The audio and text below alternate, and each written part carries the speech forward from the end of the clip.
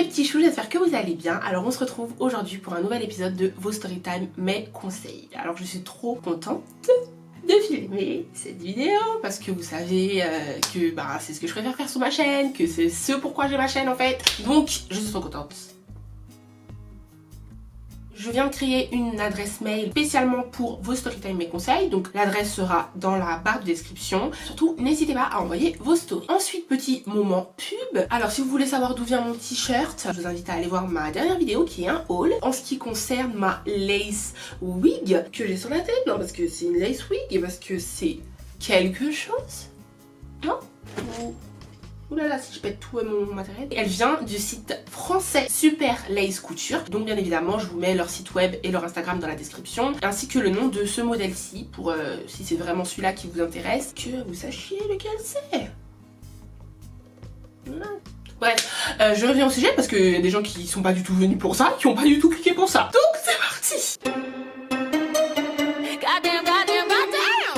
Alors le sujet d'aujourd'hui, ça va être la religion. Plus particulièrement quand les deux individus qui sont en couple n'ont pas la même religion, donc ça pose un petit souci, voire un gros souci. Donc j'ai reçu plusieurs stories à ce sujet-là. Le problème c'est qu'elles se ressemblaient souvent. C'était toujours les deux mêmes religions qui étaient mises en confrontation. Et du coup j'en ai sélectionné que deux parce que c'était à deux stades différents de la relation et je trouvais que c'était intéressant de traiter l'un et de traiter l'autre. Donc c'est parti pour la première story. Mon copain est de confession chrétienne et moi de confession musulmane. Entre nous tout va bien. Mais je sais que lorsqu'il demandera ma main à mes parents, ça posera problème parce qu'ils veulent absolument un musulman. Sauf que moi, le fait qu'il soit chrétien ne me pose pas de problème. Et il m'a présenté à sa famille, eux, ils m'ont accepté. Si jamais mes parents n'acceptent pas notre union, que devrais-je faire? Ah oui, je tiens à préciser qu'il ne tient pas à se convertir non plus. Je ne veux blesser absolument personne dans tous les conseils que je vais donner, mais bien évidemment, je suis obligée d'avoir un avis honnête. Sinon, quel est l'intérêt de ce concept en fait? Voilà, donc du coup, je vais dire absolument tout ce que je pense. Comme d'habitude, de toute façon, si vous me connaissez. Bref, je crois en Dieu, d'accord? J'ai la même religion que mes parents. Enfin, je pense que c'est à peu près comme tout le monde, hein, par ceux qui se sont reconvertis. Mais je pense que la grande majorité, on tient notre religion de nos parents, d'accord? Cependant, je pense pas que parce qu'on croit, parce que voilà, tout ça, etc., parce qu'on pratique, etc., qu'on ne doit pas être un minimum critique, d'accord? C'est pas la mort d'admettre qu'il y a quand même un souci dans les religions, et ça, dans toutes les religions confondues, que je mets absolument sur le même niveau. Ça m'énerve, en fait, de voir que ça devrait prôner la paix, l'unité et l'amour, et que c'est pas le cas là concrètement, d'accord? Parce que vous êtes amoureux et on vous dit non en fait, donc c'est un petit souci qui m'agace fortement. Mais en même temps, on n'est pas là pour faire un débat sur la religion, donc je vais me calmer, mais c'est un peu énervant, ça m'énerve, ça m'énerve. Donc cet abonné-là demande du coup, que dois-je faire étant donné que mon petit copain n'entend pas se convertir et que mes parents s'opposeront de toute façon à mon mariage avec un chrétien. Je t'explique. En fait, il y a trois possibilités là. C'est soit tes parents acceptent au bout d'un moment, mais quoi qu'il arrive, ce sera un mariage civil et non religieux. Je pourrais pas faire les deux, c'est la vie. Soit tu te convertis parce que je trouve que déjà, tu vois, dans la tournure de ton message, tu n'envisages même pas la possibilité de te convertir. Tu me dis, voilà, je tiens à te dire qu'il ne pourra pas se convertir. Donc voilà.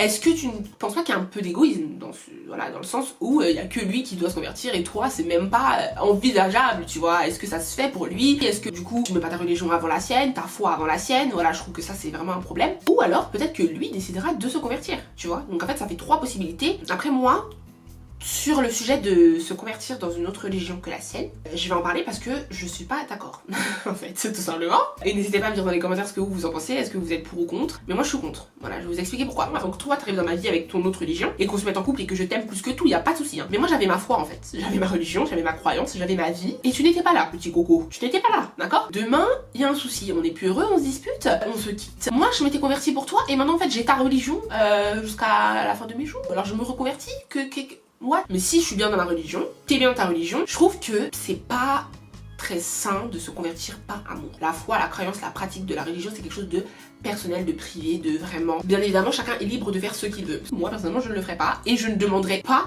à quelqu'un que j'aime de le faire. Des trois solutions, il te reste surtout en fait la solution des parents. Je suis désolée, mais c'est les parents là qui doivent... les gars, faut faire quelque chose en fait. Qui n'a pas des parents là à l'heure actuelle, dites-moi la vérité, qui n'a pas des parents qui ont déjà émis une petite réticence envers certaines religions, certaines origines? Franchement. Donc dites-moi dans les commentaires si c'est votre cas, si vos parents vous ont déjà lancé des petits pics et ça concernait quelle religion, quelle origine c'était quoi? Parce que moi, je sais que oui. Je ne vais pas le dire, mais je sais que oui. Mais tu te dis toujours, voilà, qu'une fois que les parents se trouveront face à ton compagnon, ils apprendront à l'aimer, tout finira bien. Mais au final, bien évidemment, il pourra pas y avoir de mariage religieux. Parce que pour moi, à partir du moment où tu te mets avec quelqu'un, que ça devient sérieux et que vous n'avez pas les mêmes religions, pour moi, il faut se résigner au fait que vous n'aurez un mariage que civil. Parce que pour moi, la religion, ça reste très personnel. Une fois que vous aurez des enfants, bah voilà, chacun va apprendre sa religion aux enfants. Et puis à un âge où ils auront la possibilité de choisir, le raisonnement pour choisir, ils choisiront la religion en fait. Moi, je voyais ça comme ça, personnellement. Je me suis toujours dit, si moi, je me mets avec quelqu'un qui n'est pas de la même religion que moi, ça se passera comme ça. Après, le problème est que il y a des personnes qui sont peut-être plus pratiquantes que moi. Ils s'imaginent même pas ne pas se marier religieusement. Soit vous arrivez à convaincre vos parents, comme je vous l'ai dit, au bout d'un moment, ils apprennent à connaître la personne et ils acceptent que vous n'ayez pas de mariage religieux, en fait, et vous l'acceptez. Soit, bah en fait, vous faites passer votre religion avant l'amour. Vous voyez, c'est... En sachant bien évidemment que là j'ai mis de côté tout ce qui concerne le fait de se convertir, etc. Là on est dans le cas où vous deux vous campez sur vos positions, vous voulez tous les deux rester dans votre religion parce qu'elle vous tient à cœur, que vous êtes quand même amoureux, que vos parents ne sont pas d'accord. Bah en fait soit vous vous mariez civilement, soit vous faites passer la religion avant l'amour. Et je trouve ça très... Enfin je suis pas trop d'accord. Voilà, c'est mon avis hein. Quoi qu'il arrive pour cette histoire-là, c'est très dur de donner un avis arrêté sur ce genre de sujet parce que c'est tellement compliqué. Mais du coup, je vous ai donné plusieurs pistes. J'aimerais que vous donniez vraiment vos avis en commentaire. Si par exemple, vous êtes beaucoup plus pratiquante que moi dans votre religion, peu importe votre religion, j'aimerais avoir votre avis. Là, en l'occurrence, c'est vraiment important parce que du coup, il sera très probablement très différent du mien. Il sera peut-être plus catégorique du coup. Comment faire en fait? Parce que franchement, même en m'imaginant ultra pratiquante et tout, qu'est-ce que tu fais s'il veut pas se convertir quoi? Qu'est-ce que tu fais? Qu'est-ce que tu fais? Tu te convertis en fait. Ou alors tu te maries pas religieusement. Enfin bref, c'est un truc de fou. C'est super compliqué. Bref. Donc vraiment donnez vos avis en commentaire. J'espère avoir aidé l'abonné qui a envoyé cette histoire. Et du coup bien évidemment adapté à votre situation en fonction des pistes que je vous ai données. Voilà, donc maintenant on passe à la deuxième histoire. Mon fiancé n'a ni la bonne religion ni la bonne origine pour mes parents. J'ai 26 ans et je suis une femme indépendante. Du temps où je vivais avec mes parents, j'ai toujours été une fille très sage, j'ai toujours obéi à mes parents et évité de faire des choses qui pourraient les décevoir. Après avoir eu mon bac, j'ai quitté le nid familial pour m'installer toute seule et là j'ai rencontré mon petit ami qui, j'en suis sûre, est l'homme de ma vie. Après environ 7 ans de cette relation, nos sentiments n'avaient toujours pas changé et nous avons décidé de nous marier. Mais voilà, mes parents ils sont catégoriquement opposés parce que mon fiancé n'était pas de la même religion que nous. Je viens d'une famille musulmane et lui est chrétien. Pendant environ un an, j'ai essayé de les convaincre que cela ne représentait rien et que nous nous aimions vraiment. Mais ils ont continué à s'opposer en prétextant que leur religion ne leur permettait pas de donner leur fille en mariage à un non-musulman. Finalement, mon petit ami a décidé de se reconvertir à l'islam pour que nous puissions enfin nous marier. Mais là encore, ils se sont encore opposés en disant qu'après le mariage, celui-ci allait de nouveau changer de religion et qu'en plus de cela,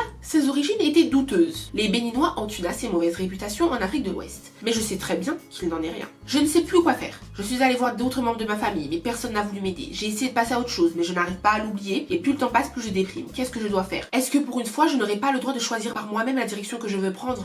Donc là, on est dans le cas où il y a eu des fiançailles, il y a 7 ans de relation, d'accord? Il y a la certitude d'être des âmes sœurs, il y a l'homme qui s'est déjà reconverti pour pouvoir être accepté par la famille. Et là, on est dans le cas où elle demande clairement est-ce qu'elle doit faire un trait sur sa famille ou son amour. Donc moi, ça m'énerve parce que les gars, vous parlez de religion et quand on se convertit, vous êtes toujours pas content. Non, parce qu'au bout d'un moment, voilà, je sais que c'est vous qui nous avez mis sur la terre, les parents et tout, mais des fois vous abusez, hein. Franchement, vous abusez. Oui, vous nous avez mis sur la terre, mais calmez.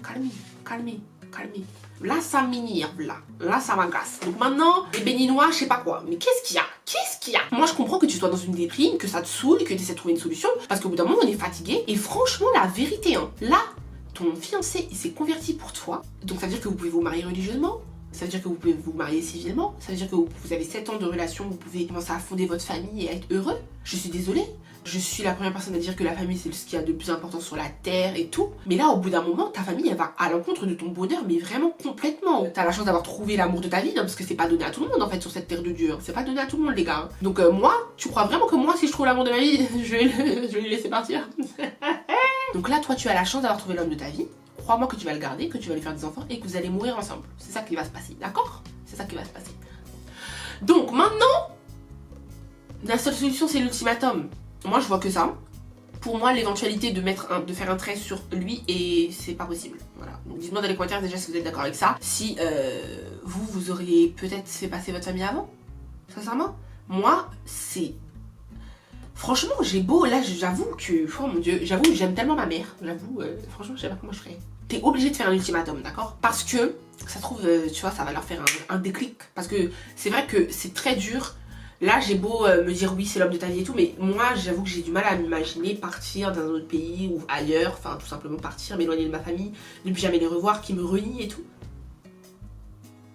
Franchement, c'est chaud aussi. Pose un ultimatum, tu leur dis voilà, demain, il va falloir que vous me donniez une réponse. Moi, je vous explique que je vais pas faire un trait sur l'amour de ma vie. C'est l'amour de ma vie. Donc, soit vous voulez mon bonheur et vous m'aimez assez pour mettre de côté vos vieux préjugés, vos vieux je sais pas quoi là. Soit, malheureusement, si vous êtes contre, vous comptez me renier, que vous comptez tellement avoir honte, tellement je vais vous décevoir.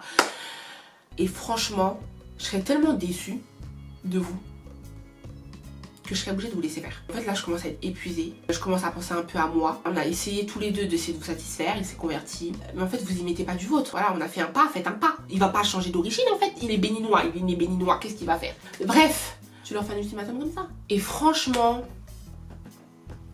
c'est arrivé à plusieurs femmes, hein, et plusieurs hommes sur cette terre, ils se sont fait renier, hein, la vérité. C'est inhumain de renier son propre enfant pour de telles raisons, mais c'est arrivé. Je pense que ça arrive tous les jours et que ça arrive et que ça arrivera malheureusement. La religion divise les gens, les origines divisent les gens. Il y a des chances qu'ils se rendent compte qu'ils sont en train de faire une bêtise aussi, tu vois. Ce sera dur un temps, après eux-mêmes ils vont se rendre compte que, tu vois, peut-être qu'au bout d'1 an, 2 ans, eux-mêmes ils vont se rendre compte de leur bêtise et ils vont changer d'avis, ils vont faire des efforts et puis petit à petit ça va se faire. Vraiment en tout cas, ce que je ne cautionnerais pas, c'est que tu fasses un trait sur l'amour de ta vie pour de telles raisons. Donc c'est le moment de laisser vos commentaires, de donner votre avis à vous, parce que là, encore une fois, je pense qu'il y aura des divergences d'avis. De toute façon, c'est un sujet super intéressant. Vos avis, je pense, vont être nombreux, très différents, etc. Ça risque d'être très intéressant, les commentaires, et très juteux. Mais de toute façon, je vais tout lire comme d'habitude, je vais réagir, etc. Donc, voilà, c'est la fin de cet épisode-là. Je vous fais